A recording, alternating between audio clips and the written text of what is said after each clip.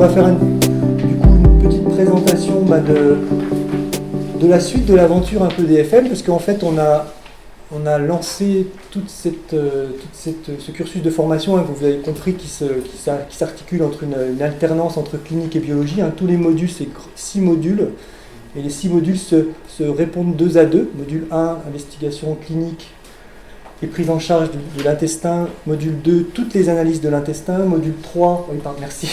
Module 3, c'est toute l'immuno-inflammatoire, clinique et prise en charge. Et module 4, toutes les analyses immuno-inflammatoires. Et module 5, neuropsychique et métabolique, clinique et prise en charge. Et moi, je suis venu par le module 6, justement, où on voit le cortisol salivaire de manière assez détaillée. On passe beaucoup de temps là-dessus. C'est une analyse vraiment très intéressante sur la biologie du stress, très très intéressante. Voilà, donc ça c'est notre cursus de base, un peu, on vient de dire que c'est un peu notre colonne vertébrale, en fait, vraiment la création de base, le cursus de micronutrition de base. Et puis cette année, on a justement beaucoup élargi l'offre. Vous allez voir, parce qu'on s'aperçoit que il y a de la demande sur plein d'autres axes, et puis pour faire une bonne prise en charge, ça c'est le cursus, c'est la colonne vertébrale, c'est la structure, mais qui a beaucoup besoin d'autres outils. Donc on espère que chaque année, comme ça, on rajoutera des outils assez pointus, très très complémentaires de cette colonne vertébrale. Okay, c'est vraiment l'idée. Donc c'est pour nous assez un grand cap, parce qu'en fait, d'ailleurs on a sous-titré, peut-être tu peux passer la diapo suivante, je sais plus. Voilà. On a sous-titré devenez praticien en santé fonctionnelle, voilà, c'est ça. Parce que du coup, c'est vraiment un peu la transition qu'on fait. On reste bien sûr sur la colonne vertébrale de la micronutrition, mais on va élargir ça avec DFM cette année. Voilà, des formations complémentaires, à la fois qui vont compléter cette colonne vertébrale, mais qui vont l'enrichir au-delà de la micronutrition. Du coup, moi, ce que je voulais dire sur ce cursus, c'est que ce qui nous tenait vraiment à cœur dans ce cursus, c'était vraiment de coupler la clinique dont je me charge et la biologie dont Bruno se charge, donc comme il vous a expliqué, avec des modules 2 à 2. Et ce qui était vraiment important pour nous, c'est d'essayer de transmettre aussi vraiment une pratique. Parce que c'est vrai qu'on rencontrait beaucoup de praticiens qui avaient fait des formations super intéressantes, hein, c'est pas du tout une critique, j'ai adoré toutes les formations que j'ai faites, mais malheureusement il y avait quand même assez peu de pratique, et donc souvent on était un petit peu frileux à la sortie de ces études, on se fait mince, maintenant qu'est-ce que je fais avec toute cette connaissance, comment je la mets en application, et donc c'est vraiment ce sur quoi on a travaillé, essayer de rendre tous ces concepts très théoriques quand même le plus pratique possible, quoi. Ouais, d'où le nom, un peu la marque de fabrique aussi qu'on retrouve tout le temps, le mot pratique dans toutes nos formations porte ce petit nom, parce que c'est justement un petit peu l'esprit à chaque fois qu'on a voulu mettre au cœur de ça, quoi. Donc en gros les objectifs, hein, voilà, les objectifs de duo-pratique, si tu peux passer à la suivante, on va juste, vous avez un petit peu, tout est bien expliqué dans le programme, mais bon, on va pas trop détailler ça parce que finalement, avec toute l'illustration qu'on a faite dans la première partie, vous avez un petit peu les objectifs qui sont décrits. Vous voyez, savoir explorer les différentes fonctions, voilà, c'est vraiment ce qu'on a proposé. Si vous avez, à travers l'illustration, c'est vraiment ce qu'on a voulu mettre. Donc là, je ne vais pas m'étendre là-dessus. Qu'est-ce qu'on voulait vous dire là-dessus? Oui, juste une chose très importante, c'est que toutes nos formations sont disponibles, la plupart, à la fois en e-learning, et puis évidemment on tient au plus possible de les donner en présentiel, malgré même tout ce qu'on a traversé la dernière année. À chaque fois on maintenait notre présentiel le plus possible dans les confinements, dans les différentes vagues, on a surfé dessus. Voilà. Du coup les participants étaient hyper motivés aussi, parce qu'on n'a que des résistants. Oui, des résistants qui sont très motivés à chaque fois. Question basique, mais les 6 modules, il faut les faire dans l'ordre. C'est mieux. Si quelqu'un veut faire les 6 modules, oui. Voilà, parce que c'est vrai qu'on a eu des fois des gens qui voulaient récupérer au module 4, c'est très dommage, quoi. Si on veut faire les 6 modules, il vaut vraiment mieux les faire dans l'ordre. Après, on n'est pas obligé de faire les 6, quoi. Tout à fait, oui. Il y a des gens qui, justement... Il y a la carte, quoi. C'est à la carte, l'intestin, il intéresse souvent les gens. Voilà, mais c'est vrai que l'ensemble si on veut avoir l'état d'esprit complet, moi je trouve... Pour avoir suivi les premiers cursus de Guénaël aussi, parce que j'y assistais, puis j'ai plaisir à chaque fois à redoubler, à tripler. L'apothéose, c'est un peu le module 5, quoi. Après le module 6, c'est vrai qu'on voit les analyses qui vont concerner le module 5, hein, toute l'analyse neuropsychique, etc. Mais la compréhension de ce qu'elle propose, elle, dans son investigation, dans son bilan, dans sa manière de raisonner, dans sa logique, on comprend vraiment au module 5. Je ne sais pas si certains sont là qui l'ont fait, mais c'est vraiment... Parce qu'on termine le tour de toutes les fonctions en fait. Voilà. On remet tout de la globalité. Il y a un peu un moment feu d'artifice, quoi, où là, on commence à pouvoir intégrer tout et à faire du lien, et il y a une espèce de waouh qui se dégage dans toute l'assemblée, qui est assez chouette, quoi. Voilà. Et du coup, ça, il faut avoir un peu le suivi un peu global, quoi. Je voulais savoir, moi je suis en transition là, professionnelle, Ouais. Je suis que simple technicienne de laboratoire. Ouais. Est-ce que je peux être une bonne professionnelle à la fin des 6 modules ou pas? Alors, parce que je n'ai, bon, moi, à part les analyses, voilà, ça encore, je maîtrise un peu. J'imagine. Ouais. Vous avez été formé pour ça. Comment? Vous avez été formé pour ça? Vous avez fait un DUT ou un truc comme quelque chose comme ça? Non, le DELA, c'est pour l'assistance publique. Okay. J'ai un peu voyagé au niveau des différents labos. Mais je voulais savoir, est-ce que je peux être une bonne professionnelle à la fin, parce que voilà, aucune notion de médecine ou quoi que ce soit. Alors ça, j'ai créé alors ça m'introduit à il est là, bah voilà, parfait. J'ai créé un module spécial quand même parce que faut vous dire une chose quand même, on a un certain niveau dans ce cursus qu'on propose de biopratique. Hein, si vous écoutez un petit peu, on a enregistré plein de petites vidéos sur notre site qui présentent tous les modules. Et écoutez-les. Si vous vous dites, si vous ne comprenez pas un mot, c'est mauvais signe. Ça veut dire que pendant le séminaire, ça va être dur. D'accord ? Donc, on a créé dans cet objectif un module de mise à niveau, d'accord, qui donne tous les concepts de base. Voilà, vous l'avez fait. Okay. Normalement, vous devez vous sentir déjà un peu plus à l'aise pour l'idée. J'explique pour les autres aussi, du coup, vous m'avez donné un tremplin. C'est un module que j'ai voulu un peu comme une pyramide, comme des strates, c'est-à-dire qu'on apporte des informations, on pose une strate, on pose le bas niveau de la pyramide, les fondations, on apporte le deuxième niveau, on apporte le troisième niveau, etc., pour pouvoir, au dernier niveau, commencer à avoir le raisonnement fonctionnel, ou le raisonnement holistique, global, comme les différents liens qu'elle vous a fait, parce que là, du coup, c'est un petit peu ça.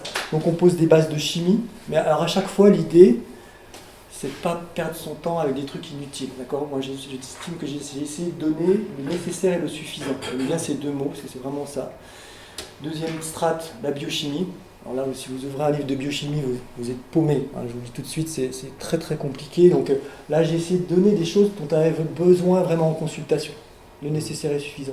Troisième niveau, la biologie. Quatrième niveau, la physiologie. Et puis après, on débouche sur la consultation fonctionnelle. D'accord ?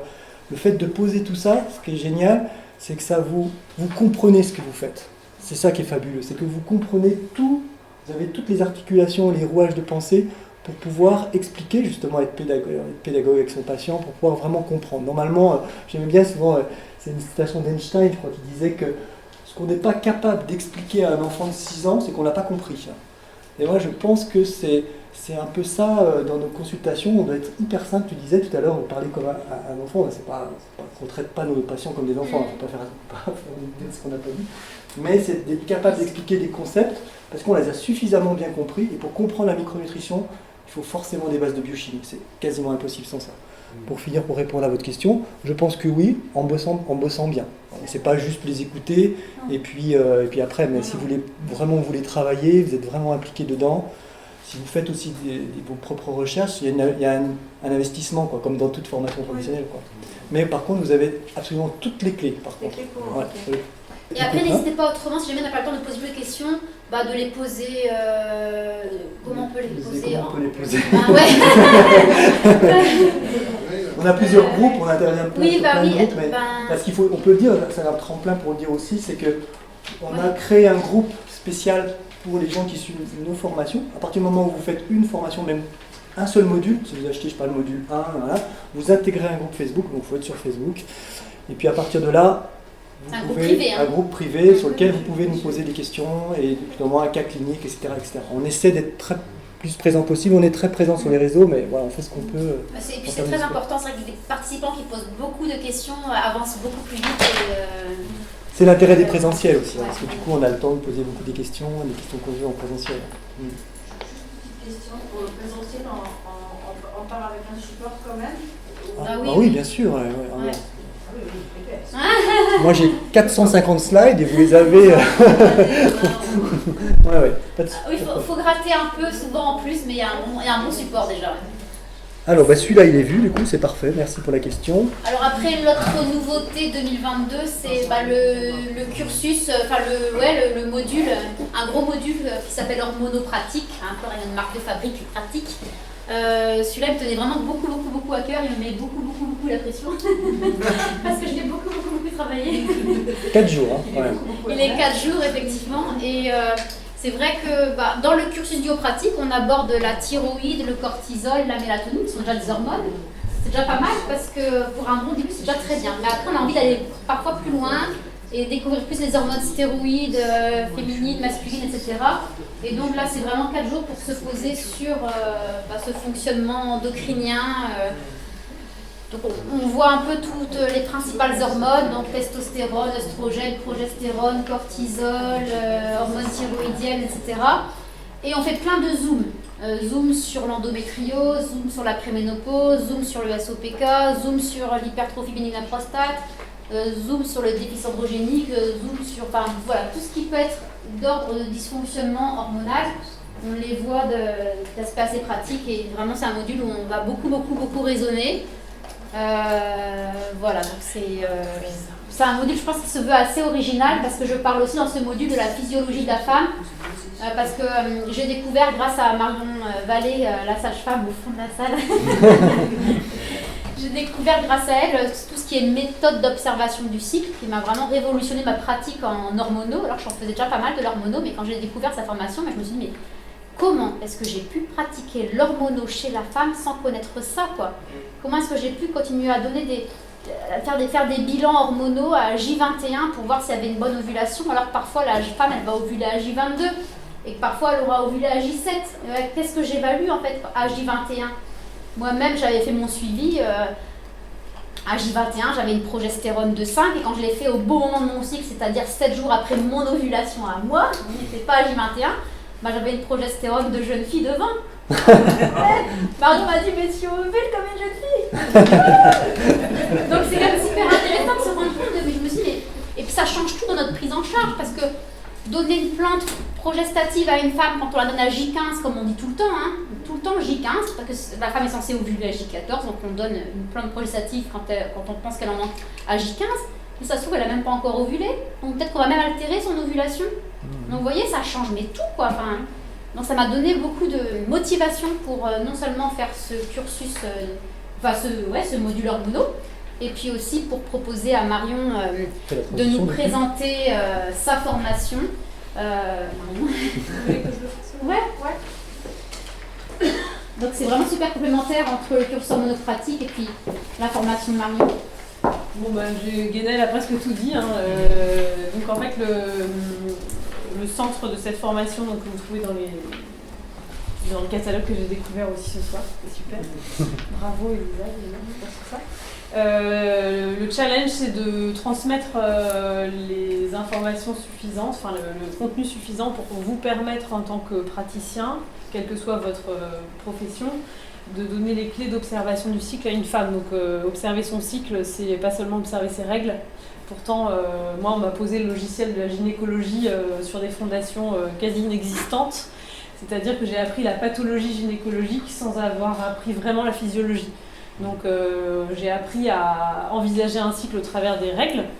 Et donc un cycle court, c'est un cycle avec des règles proches. Un cycle long, c'est un cycle avec des règles éloignées. Et même dans le mot règles, est-ce que vraiment ce sont des règles ? Tout le challenge est là finalement. Et en tant que femme, on découvre assez vite que parfois on a des saignements bizarres. Et quand on vient livrer ça à son médecin ou à sa sage-femme, il nous répond une phrase un peu facile que la femme n'est pas un robot. Et puis voilà. Donc moi j'ai dit moi-même à mes patientes, oui vous n'êtes pas un robot, donc votre cycle dure 40 jours, c'est normal. Mais après tout, est-ce que c'est vraiment normal ?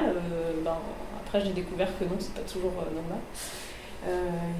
Et voilà. Et en fait, finalement, j'ai découvert malheureusement après mes études que l'événement central du cycle, c'est l'ovulation, et c'est pas les règles. Et que les règles ne sont que la conséquence de l'ovulation. On peut avoir déjà ce pressentiment en soi, mais encore faut-il en avoir la perception et la compréhension globale.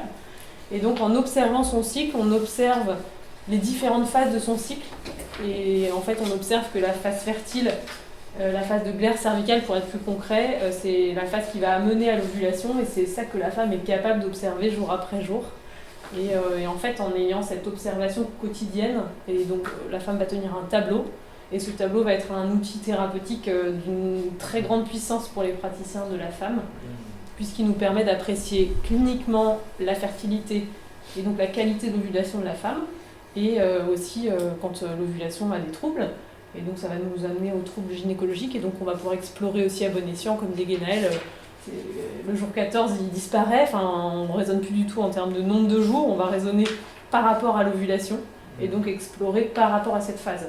Et donc voilà, ça, comme dit Guénaëlle, ça révolutionne la pratique. Moi ça a révolutionné mon métier de sage-femme, ça a rendu la gynécologie bien plus passionnante que simplement au travers des saignements.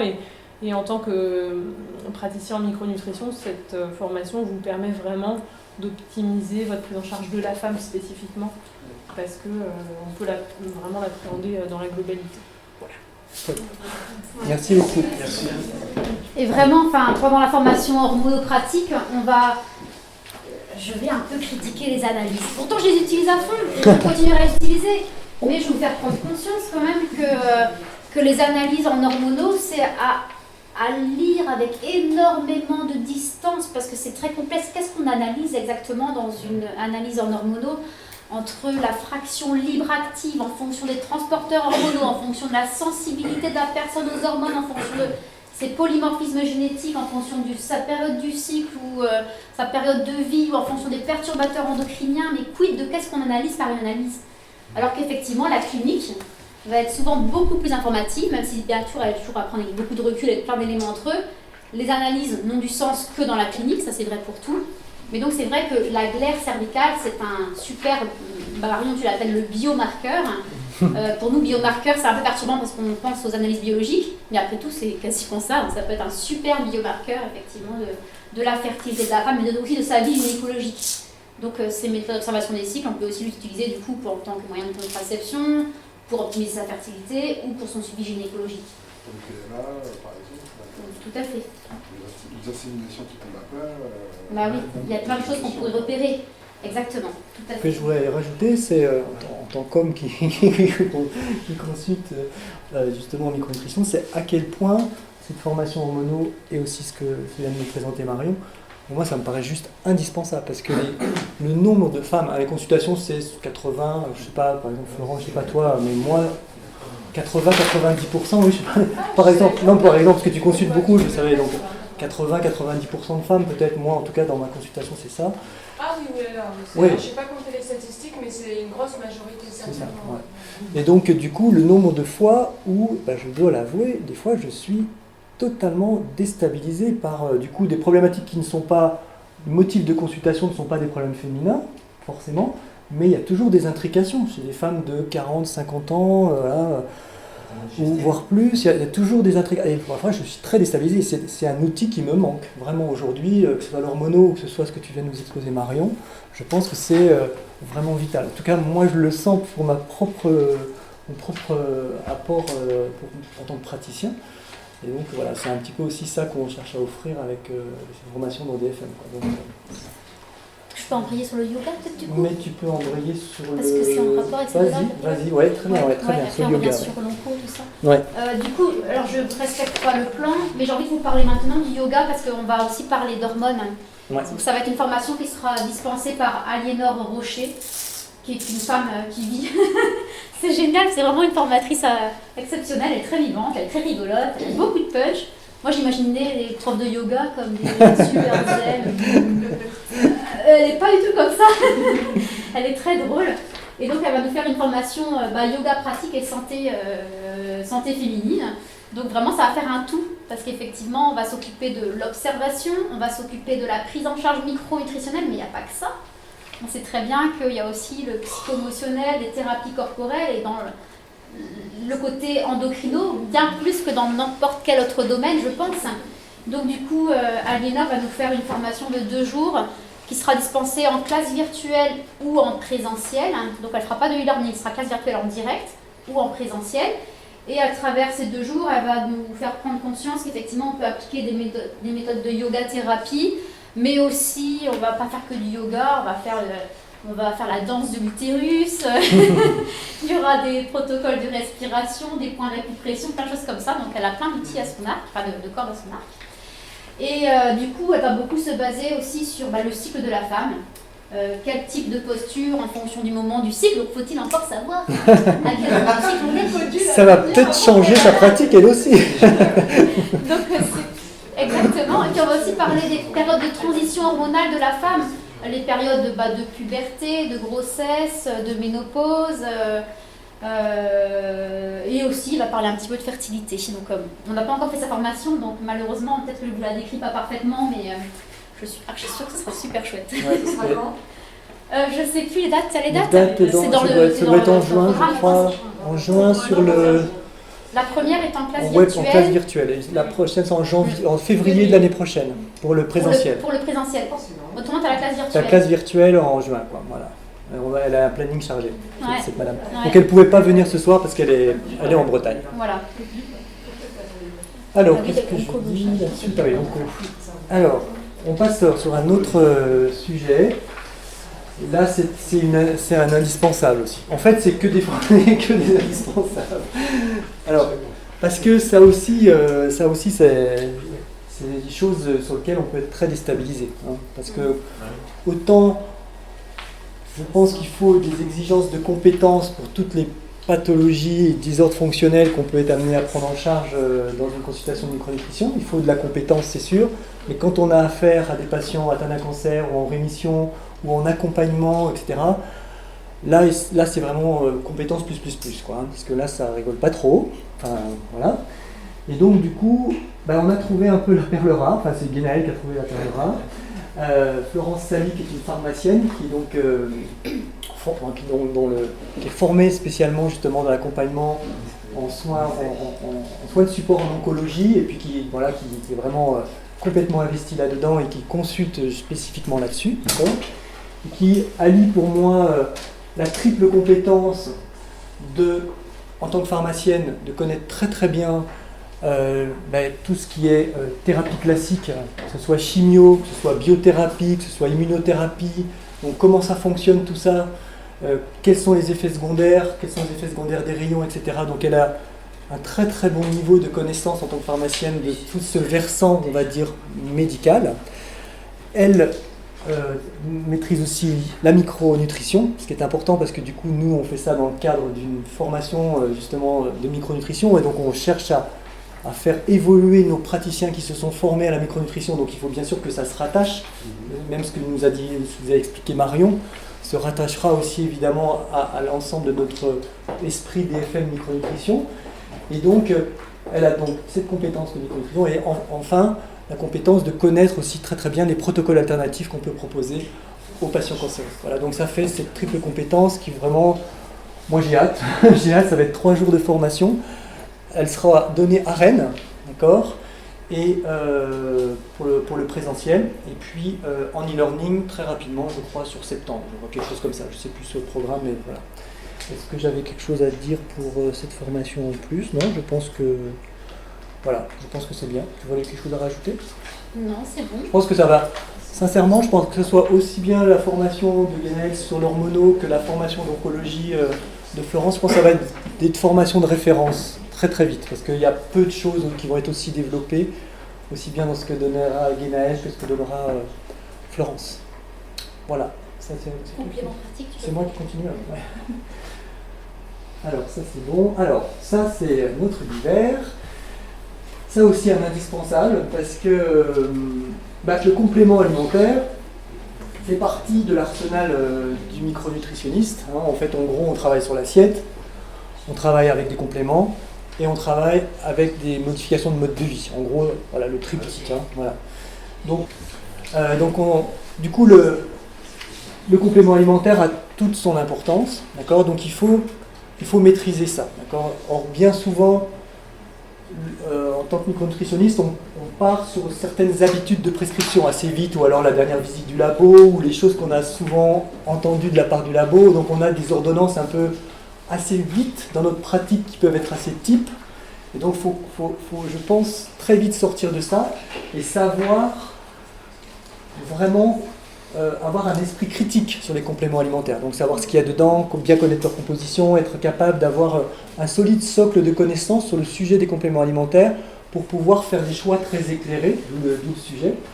Et donc là, ça sera Olivia Lemasne qui nous donnera cette formation. Alors Olivia, elle a, je crois, une maîtrise en génie chimique, je crois, de formation initiale. Elle s'est formée en naturopathie au Québec.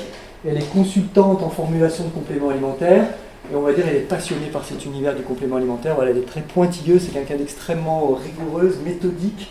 Et donc elle nous donnera une formation, je pense, qui va être pareil, j'ai vraiment hâte, qui va être assez super pour pouvoir, on va dire, progresser beaucoup dans la compréhension et dans l'usage de cet outil indispensable en micronutrition.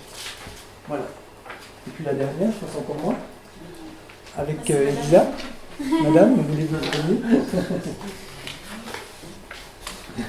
C'est notre photographe du jour, mais c'est aussi notre maquettiste. Et puis elle donne, donc ça va devenir formatrice aussi. Pratique épanouie, donc je suis ostéopathe et sophrologue, donc on va l'animer avec Bruno. Donc ça va être, c'est pas une formation, c'est un stage pour prendre soin des thérapeutes, des praticiens, parce que on est dans une période où on est maltraité. Donc voilà, et c'est aussi donc, pour prendre soin. Donc c'est un moment, on va beaucoup pratiquer de sophrologie. Et des exercices de connaissance de soi. Donc, le but, c'est vraiment de renforcer ces valeurs. En fait, l'impulsion, elle est venue, c'est un peu une réponse à la crise, parce que pour moi, ces derniers temps, c'est une crise des valeurs, en fait, des valeurs humaines, et on voit que vraiment, il y a un effondrement des valeurs, la société, le gouvernement, enfin, plein d'acteurs malveillants piétinent les valeurs humaines. Donc pour moi, c'est vraiment urgent de les ressaisir. On a failli appeler cette formation pratique éthique et consciente, mais c'était un peu trop sérieux. Et en fait, l'aboutissement d'une pratique consciente, ça amène à être épanoui dans sa pratique. Donc on abordera les thèmes de la connaissance de soi, qui suis-je en tant que praticien, c'est quoi ma spécificité, parce que souvent on sort des écoles, on est des nuls quoi. On voit, voilà, les jeunes ostéos, ils sortent des écoles jeunes naturaux, voilà, on fait des cures de jeûne, mais peut-être qu'on fait des choses qui ne sont pas vraiment nous. Et ça nous empêche d'attirer vraiment une patientèle qui nous ressemble ou d'avoir un rayonnement. Donc le fait de vraiment renforcer ses idéaux, ses valeurs, de mettre la conscience, de le ressentir en soi, ça donne plus de force, voilà, puis ça donne une confiance aussi dans son rapport au patient, ça crée aussi une force de protection aussi. On va parler de la protection du thérapeute, mais au-delà des gris-gris, des pierres, la labradorite et tout. Voilà, on va apporter beaucoup plus de profondeur, de rigueur, voilà, et de conscience dans sa pratique. Voilà, dans le but d'être vraiment des praticiens forts, plein de valeurs, des praticiens du nouveau monde. Voilà. Je pense qu'on a tous besoin.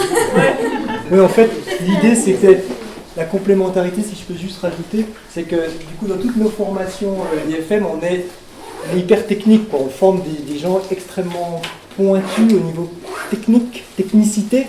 Et donc là, c'est un peu une formation parenthèse, quoi. C'est-à-dire prendre le temps pour soi en tant que praticien pour se poser des questions plus sur le fond. Et donc, grâce à la sophrologie que Elisa nous proposera, c'est justement d'aller chercher ces réponses et de mettre en cohérence sa pratique avec qui on est vraiment. Et ça, c'est pas évident, en fait. Justement, je trouve que ce qui fait les clés d'un succès dans une activité, c'est de savoir vraiment précisément ce qu'on a à donner, quoi. Voilà un petit peu l'idée qu'on essaiera de développer, quoi. Ça complétera justement cet aspect technique par un aspect plus de fond, de profondeur. Voilà. J'ai hâte aussi. Mais j'ai un peu la trouille aussi. Merci à vous. Et il y a 2 livres à vendre, celui de Marion sur le cycle féminin naturel